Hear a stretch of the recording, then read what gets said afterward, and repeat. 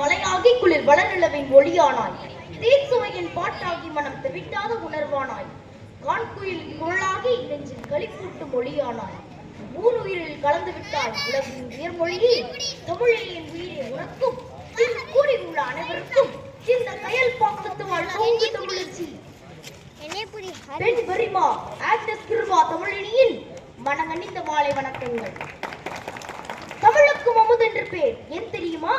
உலகை தோன்றி மறைந்த 7000 மொழிகளில் அடிப்படை மொழிகள் 6னுள் ஒன்றாகி பல மொழிகளை ஈன்றெடுத்த பின்னும் தன் சீரழமை குன்றாது கன்னி தமிழாகவே வலம் வருவதனாலாகும்.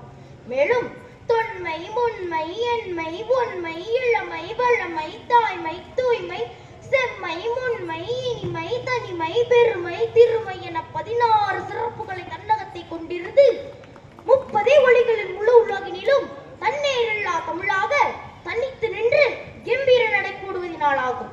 மேலும் சொல், பொருள், இலக்கண, இலக்கிய வளமை கொண்ட மொழி நம் தமிழ் மொழியாகும்.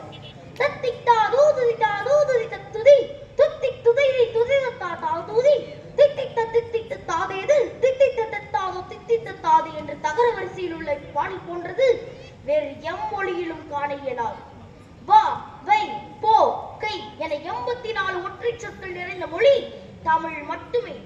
எந்த ஒரு மொழியின் துணையின்றி தனித்து இயங்கும் தன்மை கொண்டது நம் தமிழ் மொழியாகும்.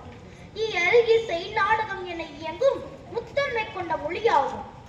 மேலும் தமிழ் எண்களின் அளவீட்டு முறையானது மற்ற மொழிகளை விட மிகவும் நுட்பமானதாகும். மேலும் எல்லை நீண்டதாகும். எப்படி எனில் 1, 10, 100, 1000, 10000, 100000, 10 10000, கோடி, அற்புதம், நிகர்ப்புதம், கும்பம், கணம், கற்பம், நிகர்ப்பம், பதுபம், சங்கம், வெள்ளம், அந்நியம்.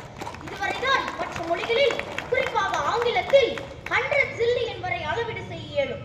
ஆனால் தமிழ் அந்நியத்தையும் தாண்டி அந்நியம், அற்றம், பரற்றம், பூரியம், முக்கோடி, மகாயுகம் வரை நீண்டு செல்லும்.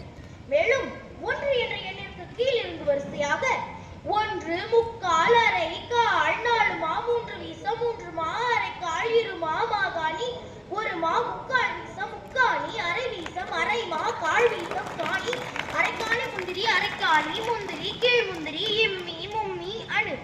இதுவரைதான் மற்ற மொழிகளில் அளவீடு செய்ய இயலும்.